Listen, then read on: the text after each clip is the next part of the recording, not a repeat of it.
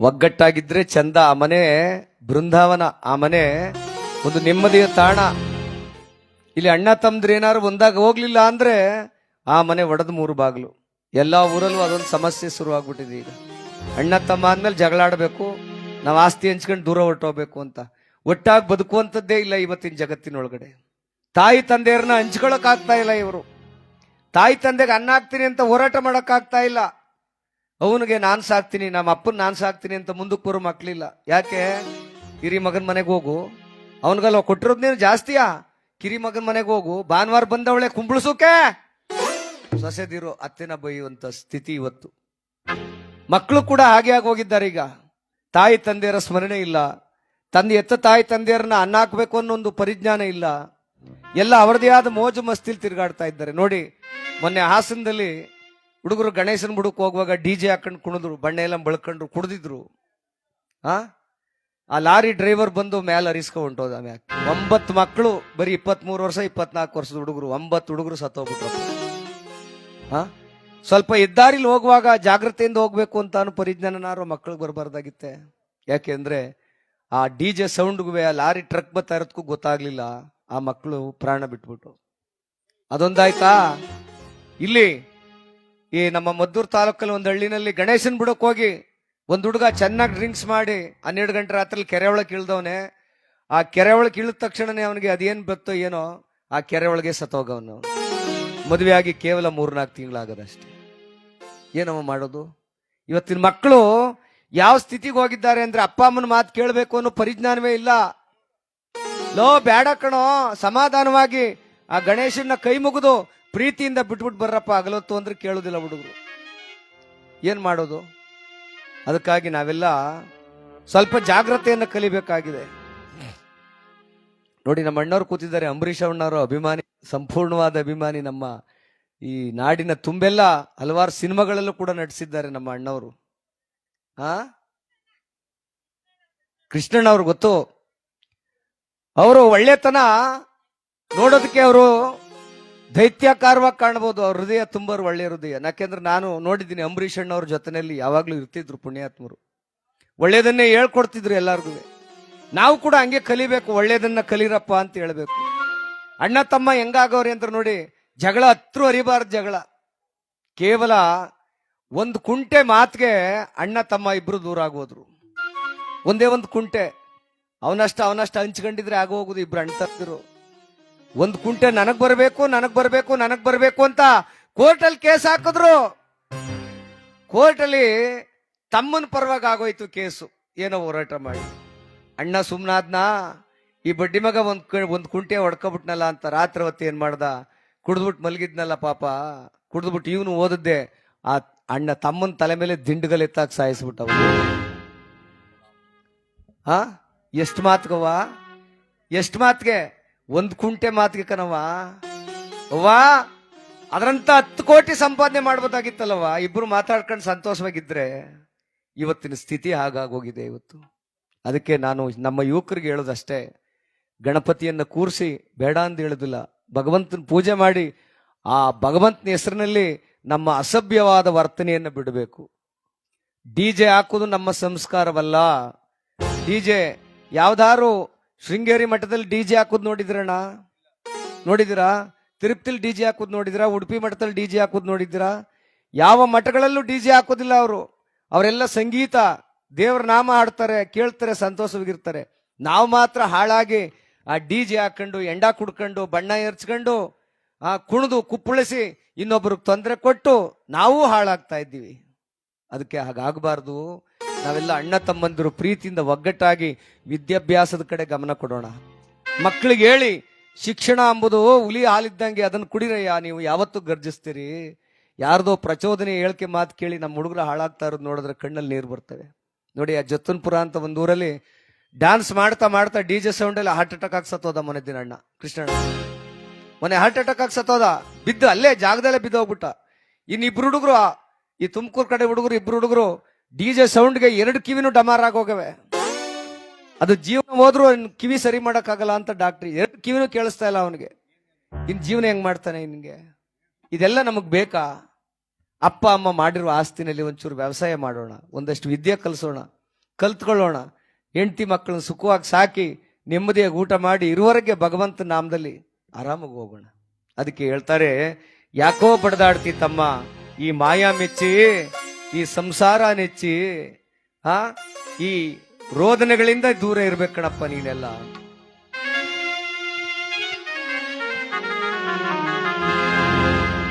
ಅಣ್ಣ ತಮ್ಮ ಅಕ್ಕ ತಂಗಿ ಎಲ್ಲಿ ತನಕ ಬದುಕಿ ಬೆಳೆಯೋ ತನಕ ಭಾಗ ಆಗೋ ತನಕ ಸತ್ತಾಗ ಬರುವಾರಣ್ಣ ಗುಂಡಿ ತನಕ. ಅಲ್ವಾ ಅಲ್ವ? ಸತ್ತೋಗವನಿಂತ ಯಾರು ಸ್ನೇಹಿತರು ಹೋಗಿ ಜೊತೆಲ್ ಗುಂಡಿಗೆ ಮನಿ ಕಂಡಾರ? ಯಾರು ಬರೋದಿಲ್ಲ. ಸತ್ತಾನ್ ಸುದ್ದಿ ಗೊತ್ತಾದ್ರೆ 3 ಅಡಿ ದೂರದಲ್ಲಿ ಮೂಗ್ ಮುಚ್ಕೊಂಡು ನಿಂತಿರ್ತಾರೆ. ಮುಟ್ಟಿಸ್ಕೊಂಡ್ರೆ ಎಲ್ಲಿ ಸೂತ್ಕಾಗೋದದು ಅಂತ. ಜೊತೆಲಿ ಹೋಗೋಗಿ ಕುಡ್ದಿರ್ತಾರೆ, ತಿಂದಿರ್ತಾರೆ. ಸತ್ತಾಗ ಮಾತ್ರ ಹತ್ರಕ್ಕೆ ಹೋಗುದಿಲ್ಲ ಜನ. ಗುಂಡಿಗೆ ಒಬ್ಬನೇ ಹೋಗ್ಬೇಕು. ಇದು ಜೀವನದ ಮರ್ಮ. ಯಾಕೆ ಬಡದಾಡ್ತಿ ತಮ್ಮ, ಯಾಕೆ ಬಡದಾಡ್ತಿ ತಮ್ಮ, ಮಾಯಾ ಮೆಚ್ಚಿ ಸಂಸಾರ ನೆಚ್ಚಿ ನೀನೋಗದರಿಯೇ ತಮ್ಮ ಕಣ್ಣ ಮುಚ್ಚಿ ಮ್ಯಾಲ್ ಮಣ್ಣ ಮುಚ್ಚಿ. ನೀನೋಗದರಿಯೇ ತಮ್ಮ ಕಣ್ಣ ಮುಚ್ಚಿ ಮ್ಯಾಲ್ ಮಣ್ಣ ಮುಚ್ಚಿ. ಯಾಕೆ ಬಡದಾಡ್ತಿ ತಮ್ಮ, ಯಾಕೆ ಬಡದಾಡ್ತಿ ತಮ್ಮ, ಮಾಯಾ ಮೆಚ್ಚಿ ಸಂಸಾರ ನೆಚ್ಚಿ ನೀನೋಗದರಿಯೇ ತಮ್ಮ ಕಣ್ಣ ಮುಚ್ಚಿ ಮ್ಯಾಲ್ ಮಣ್ಣ ಮುಚ್ಚಿ.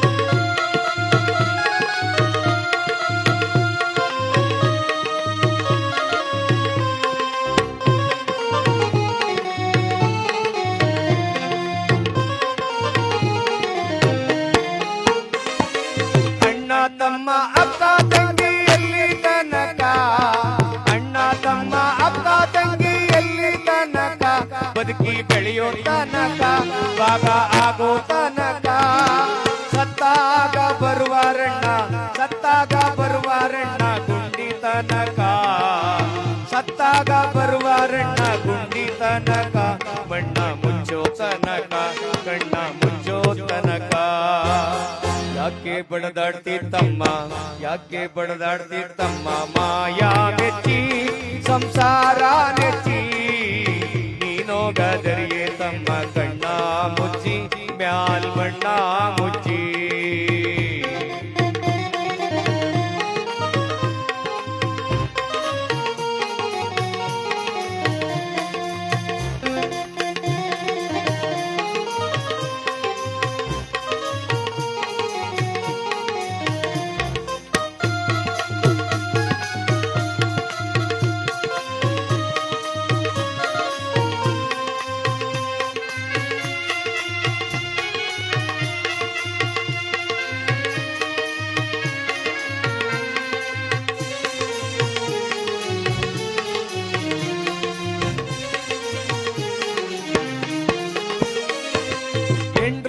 ಮಕ್ಳಿರುವಾರಣ್ಣ ಎಲ್ಲಿ ತನಕ, ಎಂಡ್ರು ಮಕ್ಳಿರುವಾರಣ್ಣ ಎಲ್ಲಿ ತನಕ ಇದ್ರೆ ತಿನ್ನೋ ತನಕ, ತಿಂದು ತೇಗೋ ತನಕ ಸತ್ತಾಗ ಬರುವಾರಣ್ಣ, ಸತ್ತಾಗ ಬರುವಾರಣ್ಣ ಗುಂಡಿ ತನಕ ಬಣ್ಣ ಮುಚ್ಚೋ ತನಕ ಕಣ್ಣ ಮುಚ್ಚೋ ತನಕ.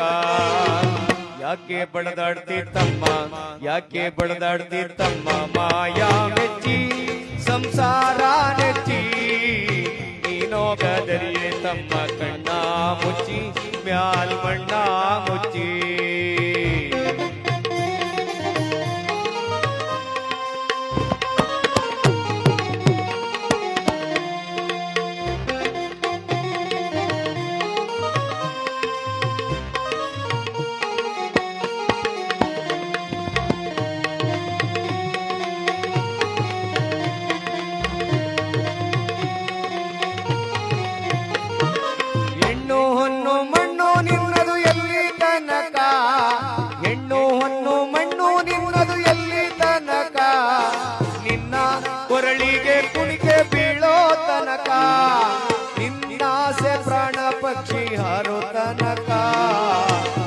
ಆಸೆ ಪ್ರಾಣ ಪಕ್ಷಿ ಹಾರೋ ತನಕ ಕಳಚಯ್ಯ ಮಾಯದ ಪರೆಯ ಮುಕ್ತಿ ಒಂದಕ ಕಳಚಯ್ಯ ಮಾಯದ ಪರೆಯ ಮುಕ್ತಿ ಒಂದಕ ಯಾಕೆ ಬಡದಾಡ್ತಿ ತಮ್ಮ ಯಾಕೆ ಬಡದಾಡ್ತಿ ತಮ್ಮ ಮಾಯಾ ಮೆಚ್ಚಿ ಸಂಸಾರ ನೆಚ್ಚಿ ನೀನೋಗಾದರಿಯೇ ತಮ್ಮ ಕಣ್ಣ ಮುಚ್ಚಿ ಮ್ಯಾಲ್ ಮಣ್ಣ ಮುಚ್ಚಿ ನೀನೋಗಾದರಿಯೇ ತಮ್ಮ ಕಣ್ಣ ಮುಚ್ಚಿ ಮ್ಯಾಲೆ ಮಣ್ಣ ಮುಚ್ಚಿ.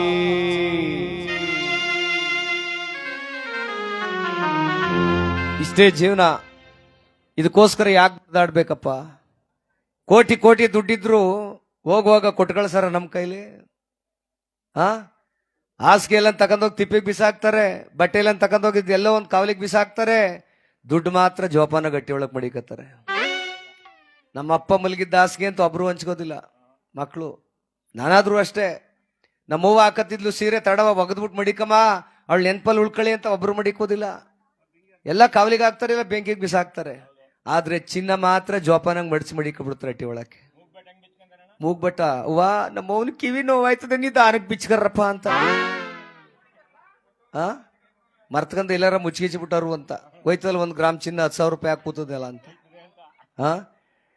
ಹಂಗಂತೇಳಿ ಹಾಸಿಗೆ ಹಂಚ್ಕೋಬೇಕು ಅಂತಲ್ಲ, ಇರುವರೆಗೆ ಅಪ್ಪನ ನಾನು ಸಾಕ್ತೀನಿ ಅಂತ ಚಾಲೆಂಜ್ ಮಾಡಬೇಕು, ಜಗಳಾಡ್ಬೇಕು. ನಮ್ಮ ಅಪ್ಪನಿಗೆ ನಾನು ಅನ್ನ ಹಾಕ್ತೀನಿ, ನಮ್ಮವ್ನ ನಾನು ಸಾಕ್ತೀನಿ, ನಮ್ಮವ್ವ ಬರಿಗಾಲಲ್ಲಿ ನಡೀತಾವಳೆ ಒಂದು ಚಪ್ಪಲಿ ತಗೊಡ್ತೀನಿ ಅಂತ ಮಕ್ಕಳಲ್ಲಿ ಆ ಒಂದು ಧೈರ್ಯ ಬರಬೇಕು, ಆ ಪ್ರೀತಿ ಬರಬೇಕು.